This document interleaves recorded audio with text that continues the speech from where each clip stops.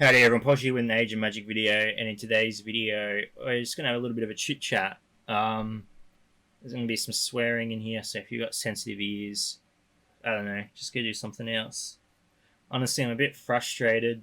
I've been wanting to do this video all day. I got home, I just took a nap, to be honest. I was going to make a video when I got home, but I took a nap because if this video is aggressive now, it would have been much worse later on. So first of all, when I wake up in the morning, I like to check all the Age of Magic social media pages. I think it's important.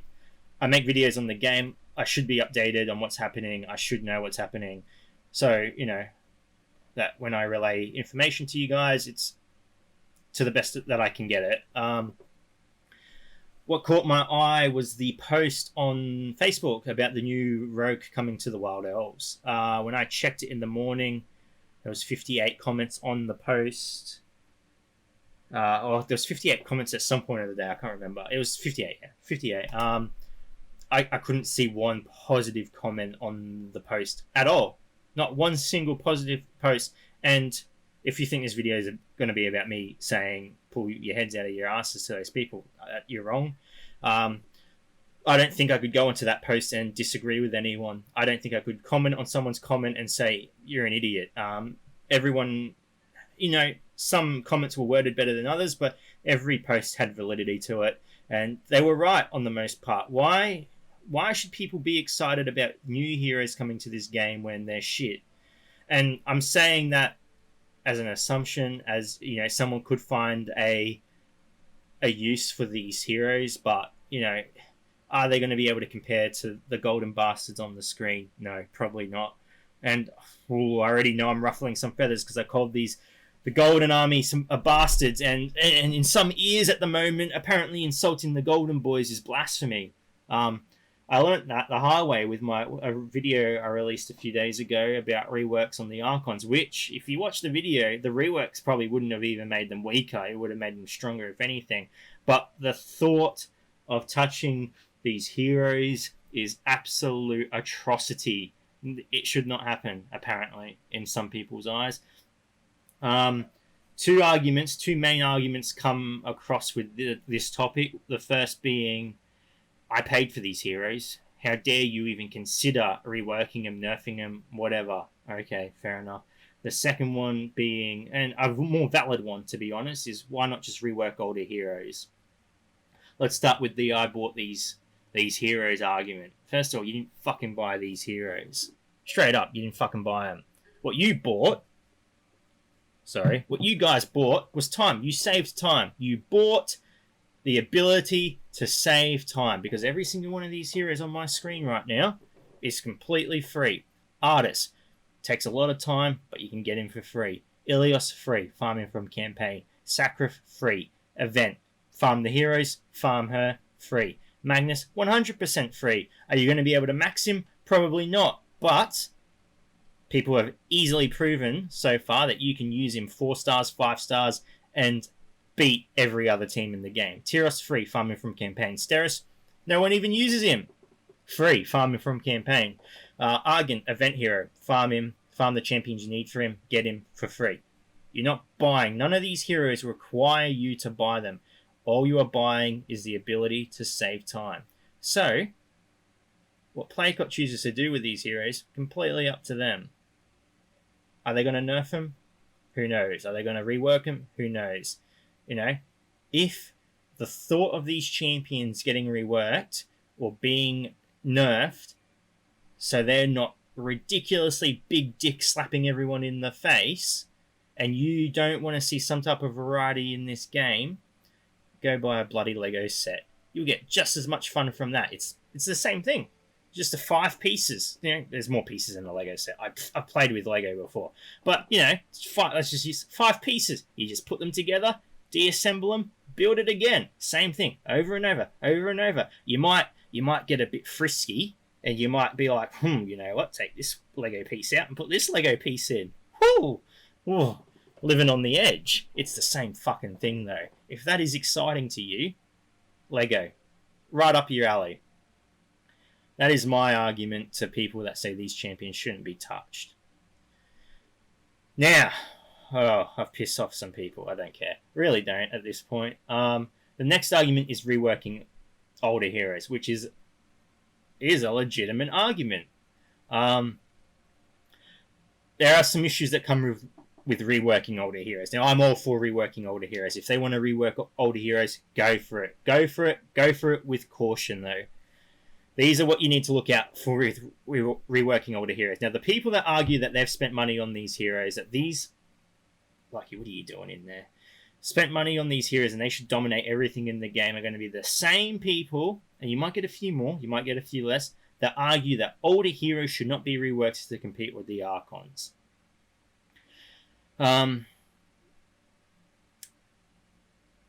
What would be the point then? What is the point of reworking older heroes if they are still going to be shit? If they can't compete in some way, what is going to be the point of reworking them?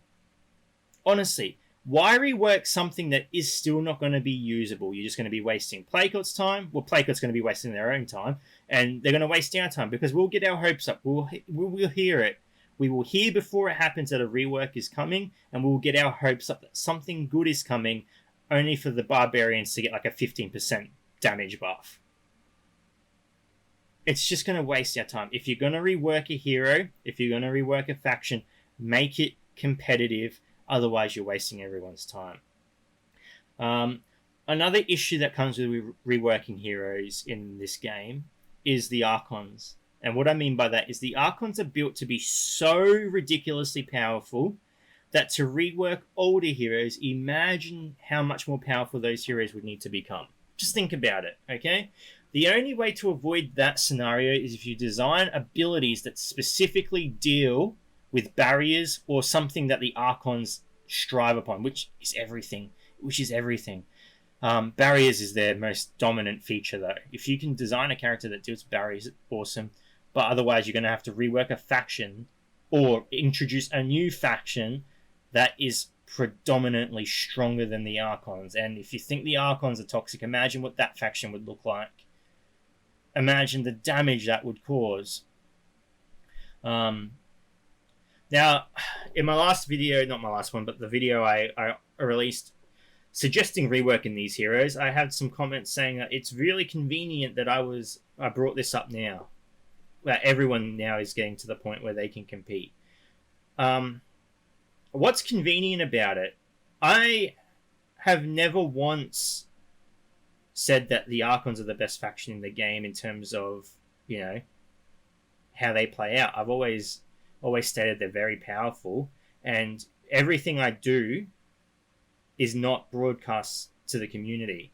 I have for a long time argued that the Archons have been a faction too powerful. I've got evidence, and I don't need to say anything more than that. And it's the issue of that the power creep they brought to the game was too big. It was too big. If this faction was released maybe a year and a half, 2 years later than what they were, they might be what the heroes are like at that part of the game. But when they came out, they were so far ahead of everything else in the game that the power creep it wasn't a creep. It was just a power fucking rocket yourself into space. That's how powerful they were, and everything else got thrown behind. There are 70 odd heroes in this game. I reckon 8, 9, maybe 10 are truly competitive. And if we look at it from a business point of view as well, it's not a profitable business plan. Like, sure, they're probably making a lot of money off the Archons, but imagine how much more money they could make if not 5 heroes, but maybe 10 or 15 or maybe even 20 heroes were competitive.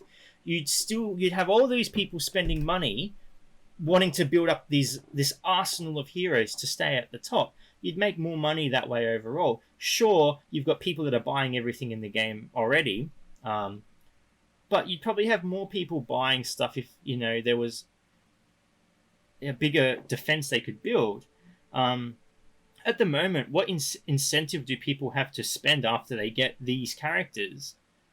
What possibly could you want to buy that's going to benefit your account in any way? And it's the same for Clan Wars. Like, the biggest push for all these heroes was for Clan Wars. Yet there's still only one team that dominates them all. Like, you chuck any team in defense, it's not going to matter. They're going to be defeated no matter what. There's no sense of strategy to the battle. You just throw a few goldies in and win the fight. You chuck it on auto, yeah, 90%, 95% chance you're going to win the fight. There's no strategy at all. No thinking involved. No planning. You just pick one team and win. And it's not healthy for the game. This game could have such a healthy PvP scene. It could be such a healthy, competitive PvP scene. But at the moment, it's a stalemate between who attacks who at what time with their golden force. And it shouldn't be like that. Not a game like this. And I love this game. I really do. I want to see it do well. Can it be one of the best games out there? I don't know. It would need to change a lot of things before that dream becomes a reality. And it doesn't have what it takes at the moment, and that's sad to say. Because out of all the games out there, I love this one the most. But if you really think that this is healthy, I don't know what to say that could convince you otherwise. I really don't, and I want to try and convince you. I really want to try and convince every player out there, whale, free-to-play, dolphin, turtle, whatever marine life you want to label yourself as. I really want to try and convince you guys that this is not healthy. I want to hopefully convince Playcott that this is not healthy. And it could be both beneficial to the community and investors and the company if a wider variety of heroes were made competitive, and if a healthy level of reworking and nerfing came and buffing came into this game. It could really change things up. And I want to refer to one other game, and it's a completely different game, but I think, some points are still valid. Let's look at a game like League of Legends. It's probably one of the games out there that makes the most money. It's been around for over a decade. It's still very, very popular. People buy heroes in that game. Of course they buy heroes in that game. They buy skins in that game. They spend ridiculous amounts in that game, which is a free-to-play game. But do you think Riot gives two shits what people think when it comes to reworking their heroes? Absolutely not. Because they know that for their game to remain healthy, they need to change the competitive scene all the time. They need to change the way heroes work, the way items work. Otherwise the game would just become stale. Teams would be using the same heroes, getting the same results, and the game would die out. I honestly believe one of the most successful reasons for League of Legends is because it's constantly changing. And I think that theory could be introduced to Age of Magic. Like I said, there is no hero in this game that requires you to buy them. Every hero is free to play. All you are spending your money on is the ability to save time. If you're a rich motherfucker that has all the money in the world, you're just saving time. People that are playing this game, they're trying to think of strategies, ways to use different heroes. To me, that's the lifeblood of the game, and they should be rewarded. They should have the ability to come up with different combinations to tackle different problems within this game. If that is not willing to be considered, the game needs to stray away from PvP altogether. Focus on PvE. If you want the same heroes to be dominant in the game, focus on PvE, and how the heroes can tackle those problems, because it's just going to become a frustrating PvP scene. Anyway, ladies and gentlemen, thank you so much for watching. If you do have any questions, feel free to leave a comment below. I'll answer it to the best of my ability. And wherever you are in the world, until next time, please take care of yourself.